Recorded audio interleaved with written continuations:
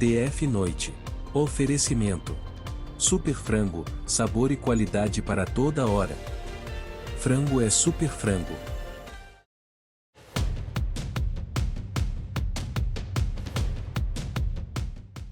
Onze horas de covardia e horror em plena luz do dia. Menina de 12 anos é dopada, carregada dentro de uma mala e abusada sexualmente em um apartamento da capital. Outras crianças testemunham o rapto, colaboram com a polícia, e abusador acaba preso em flagrante. Em Samambaia, bandidos rendem casal na porta de casa e fogem com o carro da família. Nem os bandidos, nem o carro, foram encontrados. PM da reserva é condenado a 16 anos de prisão por matar motorista durante discussão no trânsito em Taguatinga. CPI dos atos antidemocráticos houve 2 presos responsáveis por tentar explodir caminhão-tanque cheio de gasolina na região do aeroporto. Sujeira e abandono causam mortandade de peixes na Lagoa Veredinha, em Braslândia. Vandalismo nos cemitérios. Famílias afirmam que placas de identificação de túmulos foram retiradas sem aviso. Operação da Receita contra a sonegação apreende carreta lotada de arroz na Epeaçu. Fiscais apontaram erros na nota fiscal.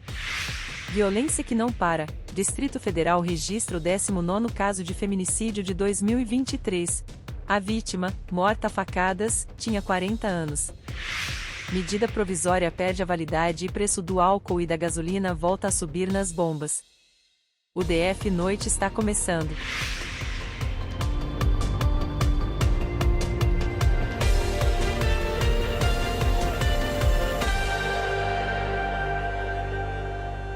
Olá, boa noite para você. Eu sou a Gisele Nascimento e abro essa edição do DF Noite destacando a forte alta no preço da gasolina e do etanol.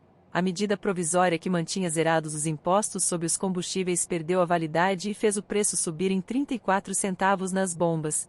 Ao vivo, o repórter Igor Almeida traz mais detalhes pra gente. Boa noite, Igor.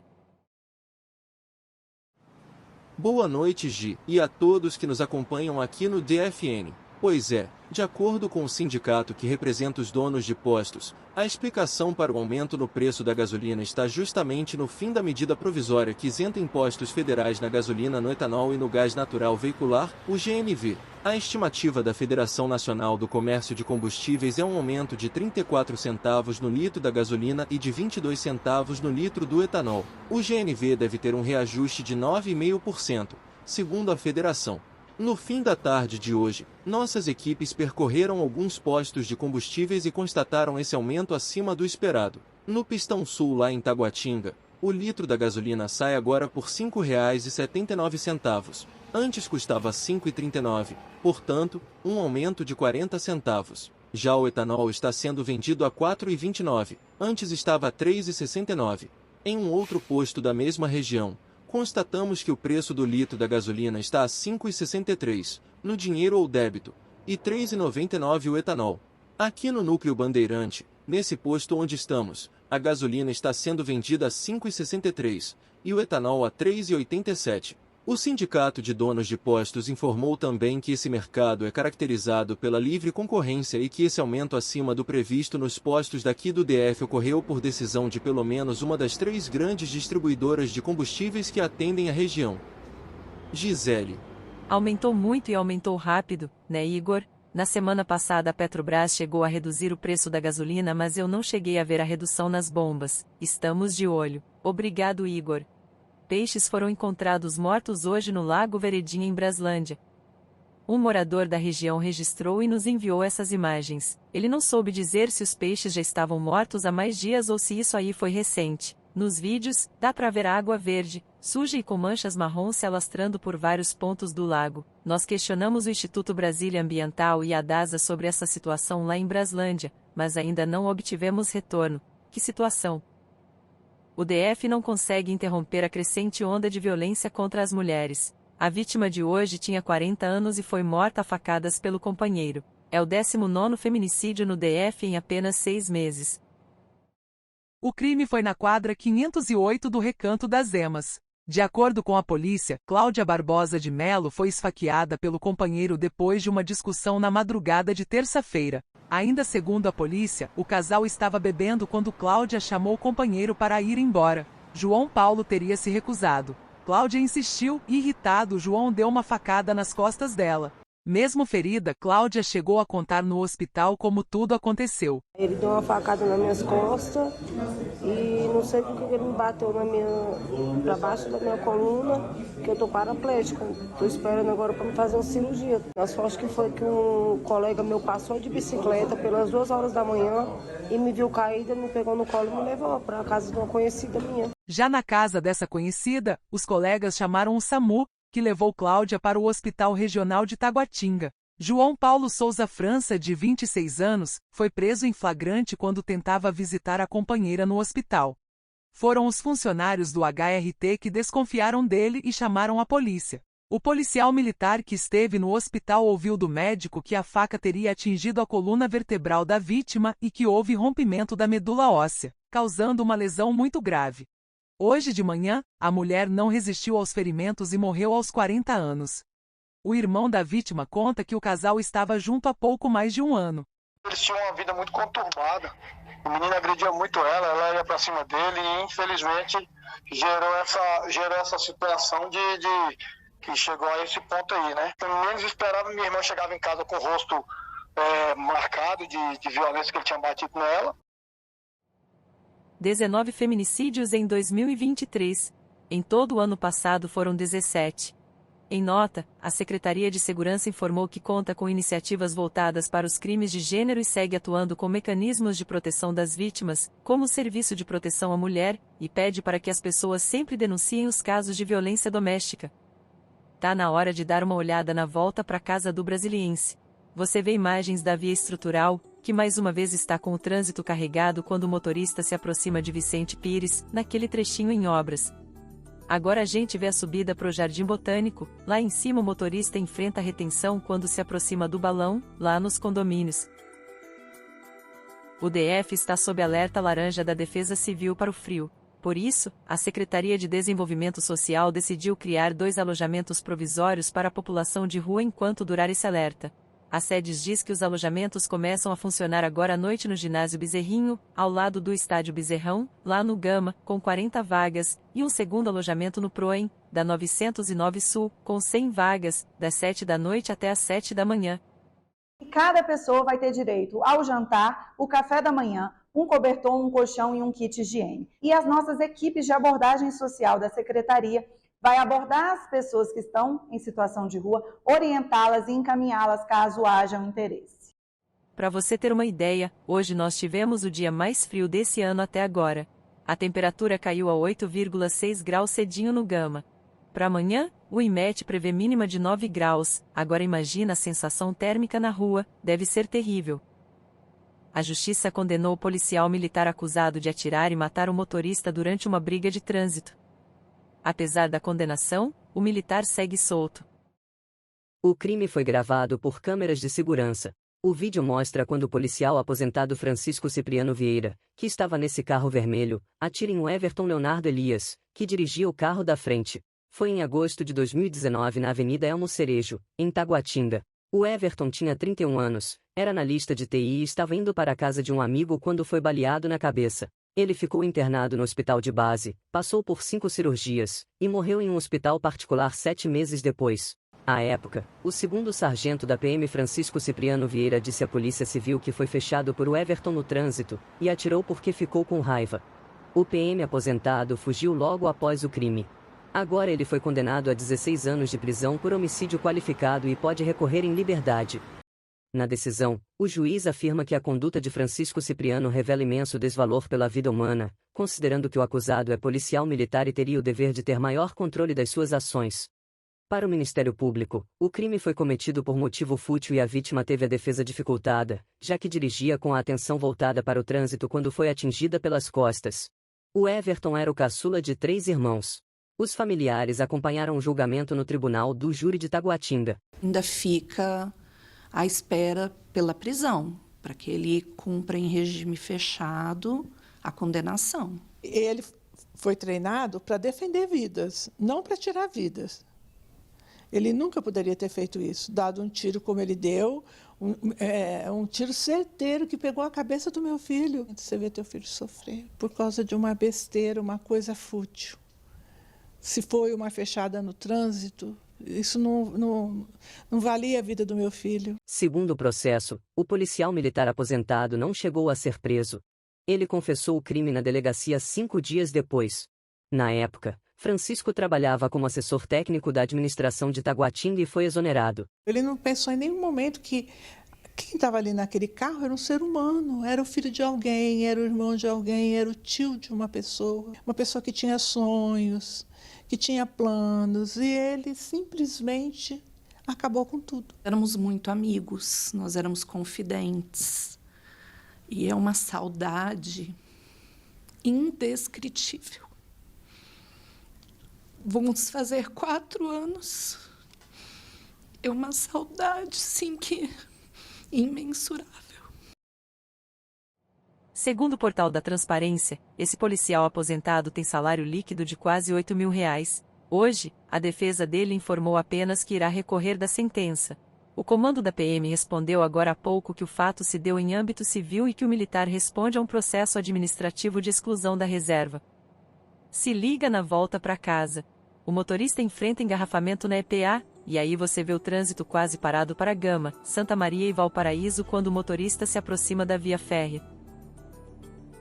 Um casal foi rendido por bandidos na garagem de casa. Câmeras gravaram os 2 ladrões passando em frente à casa na QR 516, em Samambaia, enquanto o casal estacionava. Eles voltam e entram na casa forçando o portão eletrônico. Um ladrão anuncia o assalto e aponta a arma para as vítimas. Os bandidos mandam o casal entrar na casa e em seguida fogem no carro roubado. Nem eles e nem o carro foram encontrados. 3 pessoas ficaram feridas em um acidente com uma van escolar. Foi de manhã perto da estação Furnas em Samambaia. A lateral da van bateu na traseira de um caminhão carregado de cimento que estava parado. O motorista da van contou aos bombeiros que teve a visão ofuscada pelo sol e não viu o caminhão a tempo de frear. Uma criança teve um corte superficial na cabeça, outra foi atendida com dores no joelho, e uma monitora machucou o ombro. Pela segunda vez em apenas 3 dias um supermercado foi invadido na 513 Norte, clientes e funcionários foram ameaçados. Segundo a polícia, um homem entrou no mercado visivelmente embriagado na noite passada e quando os funcionários pediram para que ele se retirasse, o homem pegou uma faca que estava à venda e ameaçou o subgerente. O homem foi contido pelos seguranças do mercado que chamaram a polícia. O homem foi preso em flagrante. É o mesmo mercado onde outro homem atacou uma funcionária e uma cliente no domingo à noite. A funcionária levou 4 facadas e se recupera de uma cirurgia. A cliente teve ferimentos leves. Um homem de 27 anos foi preso por tráfico interestadual de drogas. Os policiais monitoravam encomendas suspeitas pelos correios e com a ajuda de cães farejadores encontraram a droga dentro de um bolo. A prisão foi no momento em que o destinatário ia receber a droga em casa, no Lago Norte. Foram apreendidos 250 gramas de um tipo de haxixe, com alto valor de mercado. E termina amanhã o prazo para indicação da conta corrente para o resgate em dinheiro dos créditos do Nota Legal. O programa permite esse resgate de até 30% dos valores pagos em ICMS e ISS recolhidos pelos estabelecimentos comerciais. O CNews, portal de notícias da Continental na internet, te mostra os detalhes sobre esse processo. Corre lá. Está preso o casal que sequestrou uma menina de 12 anos perto da escola. O casal foi identificado pela polícia como Daniel Bitar Moraes, de 42 anos, e Gesiele Souza Vieira, de 23 anos. A criança foi dopada, colocada dentro de uma mala no porta-malas de um carro e depois estuprada. Foram 11 horas sob o poder do estuprador. A menina caminhava de casa para a escola no Jardim Ingá, em Lusiânia, quando um carro parou ao lado dela. Era 12:30 dessa quarta-feira. De acordo com a investigação, Gesiele Souza Vieira desceu do carro, colocou um pano com clorofórmio na boca da menina para desmaiar a vítima e a jogou no banco de trás do carro. Outras crianças do colégio viram quando a garota foi raptada e contaram para os PMs de Goiás. As crianças foram muito importantes inicialmente para passar a informação para o policial militar do estado de Goiás. Lá eles tiveram a certeza que ela tinha sido colocada dentro de um carro preto e foi muito importante ali para descobrir que carro era esse pelas câmeras. Pelas câmeras começaram a procurar. Aí eles viram que um EcoSport preto estava lá mais ou menos no horário que as crianças falaram. A partir daí que pegaram uma placa né, a placa dessa EcoSport, e verificaram que o endereço dela era o endereço do proprietário do EcoSport era na 411 Norte. As câmeras do prédio da Asa Norte, onde mora Daniel Bittar, gravaram quando ele chegou arrastando uma mala pesada encoberta por um pano por volta de 2 da tarde, cerca de 1h30 depois do rapto da menina. Daniel subiu 2 andares arrastando a mala com uma criança dentro. Os PM chegaram ao apartamento às 11h30 da noite. A menina tá aí na sua casa? Fazendo o que na sua casa? Tá lá, eu tô dormindo, eu não tô... Que você pegou ela lá onde, cara? Pra que você pegou ela? Não, ela tá só lá, eu ainda não fiz nada com ela. Os PMs entraram no apartamento e encontraram a menina na cama, algemada pelos pés e seminua. Ela contou os abusos que sofreu. E o que esse trem roxo aí no seu braço aqui? Ele carregou dentro de uma mala.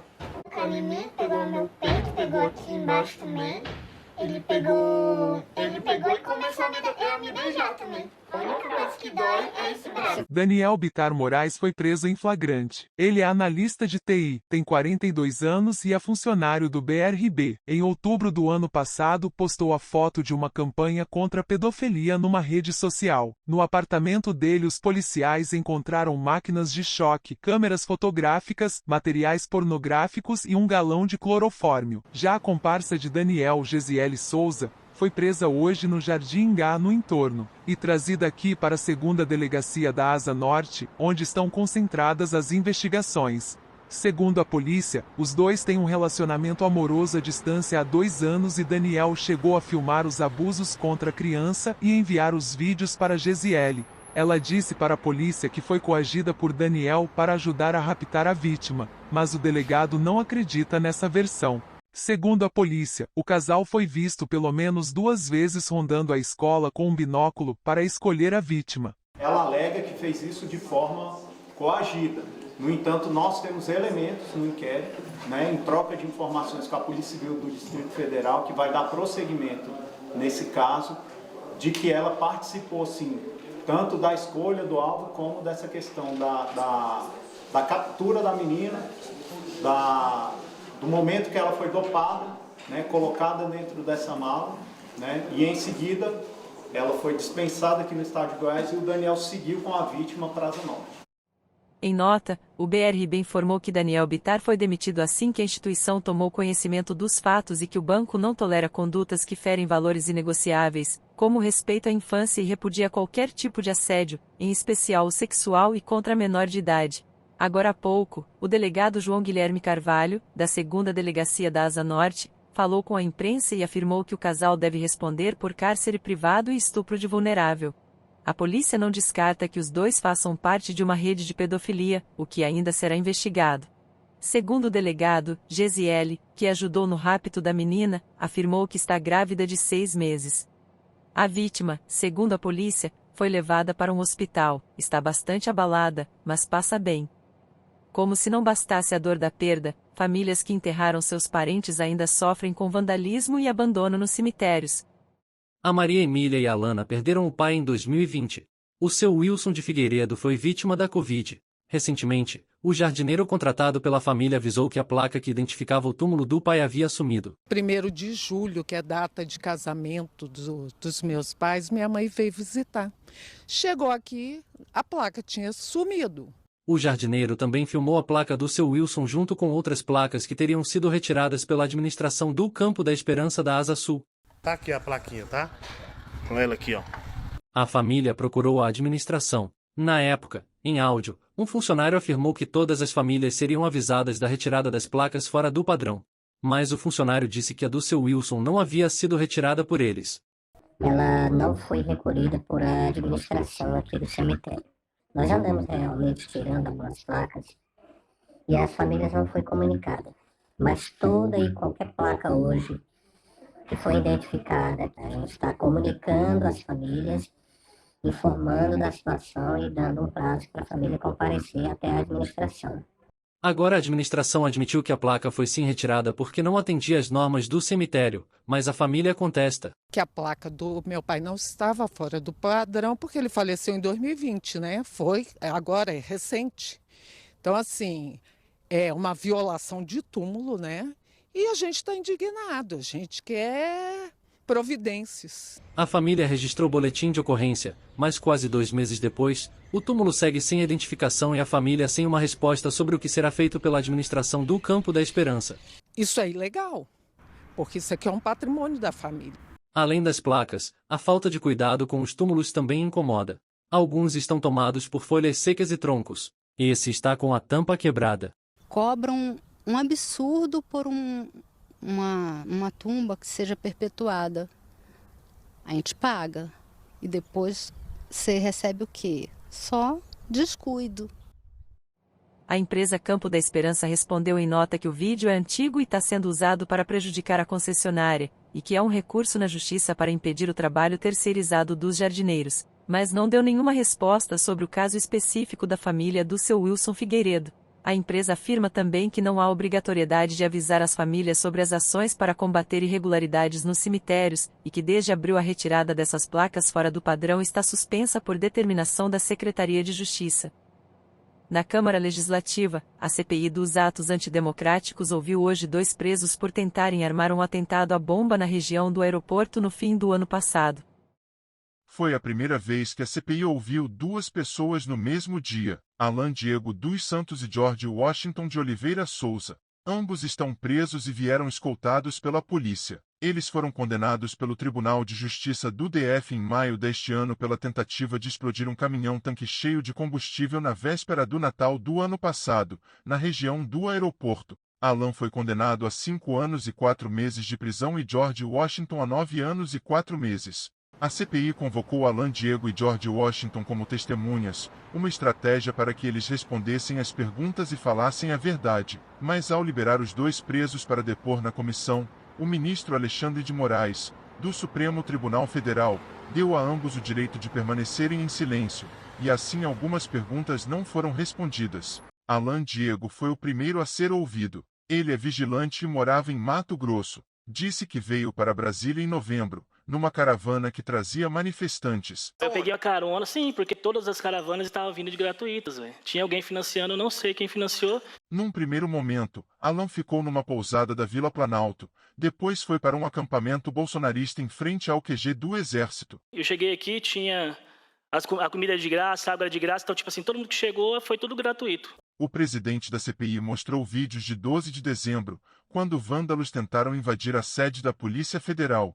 Alan Diego aparece nas imagens. Se vocês observarem, tem um vídeo na internet que até socorrer carro das pessoas que estavam queimando, eu socorri. A certa altura, Alan começou a responder sobre a tentativa de explodir o caminhão. Mas o senhor levou ou não levou a bomba? Não, isso aí eu já dei o depoimento. No depoimento que eu dei, eu levei o artefato até o caminhão. Só isso. Quem aprontou aquela bomba?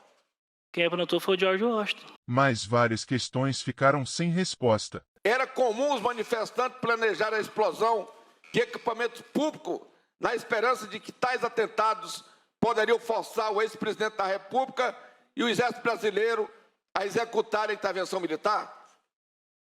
Prefiro ficar em silêncio, senhor. Alan falou que foi ameaçado. O senhor, quando sofre ameaça para fazer alguma coisa, o senhor nunca é fracassado. O senhor tem que fazer... Quem te ameaçou?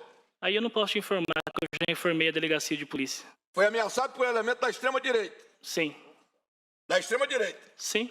O senhor foi ameaçado por elemento da extrema-direita? Sim.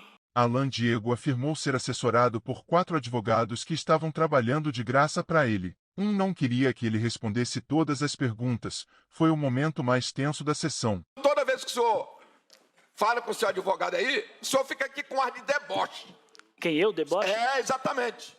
É isso que nos irrita. Eu posso falar para o senhor? Não, o senhor não vai falar agora. Ah, tá. O senhor está debochando da sociedade brasileira. A irritação dos parlamentares continuou no segundo depoimento, quando George Washington deixou ainda mais perguntas sem respostas. Era comum os manifestantes planejar a explosão de equipamentos públicos na esperança de que tais atentados poderiam forçar o ex-presidente da República e o Exército Brasileiro a executarem a intervenção militar? Permaneci calado, né? George Washington trabalhava num posto de combustíveis no Pará. Ao vir para Brasília, se hospedou em 2 apartamentos do Sudoeste. Num deles a polícia apreendeu um arsenal com espingardas, fuzil, revólveres, pistolas e muitas munições. Todo o meu armamento era registrado, toda a munição tinha nota fiscal e todo armamento tinha guia de tráfego. George disse que foi muitas vezes ao acampamento e que tinha infiltrados, mas não deu detalhes. Sobre a tentativa de explosão do caminhão, em dezembro, disse que teve pouco contato com Alan Diego dos Santos e que não o conhecia antes. George Washington estava sendo defendido por um defensor público. Quase no fim da sessão, uma advogada apareceu para defendê-lo. O trânsito na volta para casa é intenso lá em cima, no Jardim Botânico à direita, ali no balão da ISAF. Nós temos imagens da volta para casa na EPGU, com o trânsito fluindo bem. O DF Noite volta daqui a pouquinho.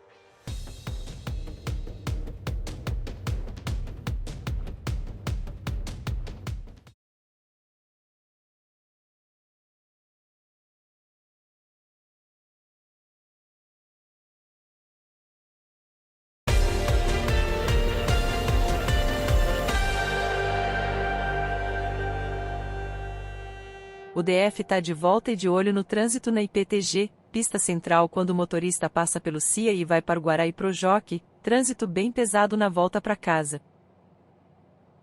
Nas últimas notícias, fiscais da Receita fazem operação contra a sonegação. Fiscais apreenderam uma carreta com toneladas de arroz. Os fiscais afirmam que a qualidade do arroz era ruim e apontaram problemas na nota fiscal. A quantidade de arroz estava acima da apresentada na nota. A carreta foi abordada na IPASU. Agora a mercadoria só poderá ser retirada do depósito da Receita com o pagamento do imposto e de multa. Em outra região, depois de uma denúncia anônima, os fiscais apreenderam também 15 mil maços de cigarros sem nota fiscal que estavam dentro de um carro no Recanto das Emas. Houve ainda a apreensão de vários produtos eletrônicos, fora das regras fiscais que estavam em transportadoras do DF. No total, o valor sonegado aos cofres públicos nesses casos chegaria a R$416 mil. Já a Receita Federal apreendeu nos últimos 3 dias 27,5 kg de skunk e quase 8 kg de cocaína no aeroporto JK. Essas drogas estavam em bagagens de voos domésticos e internacionais. O skunk estava em 2 malas de uma passageira de 27 anos que saiu de Manaus e faria a entrega da droga em Florianópolis.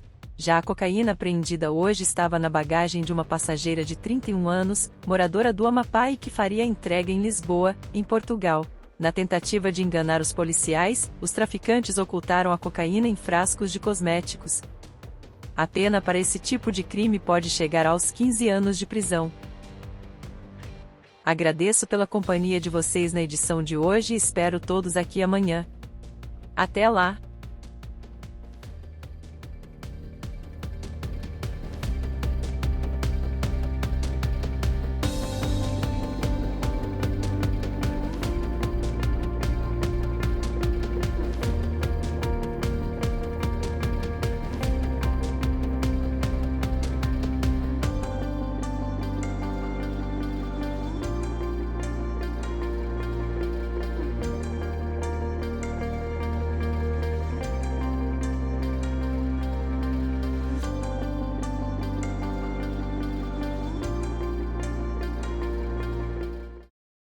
DF Noite.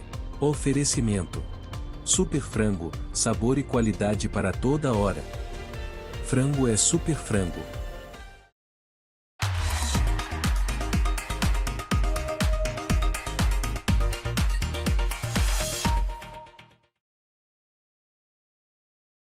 Assista agora ao penúltimo capítulo de Mulheres de Areia. Saboreie com Perdigão. Comer junto tem sabor de perdigão. Perdigão é a marca de alimentos mais escolhida.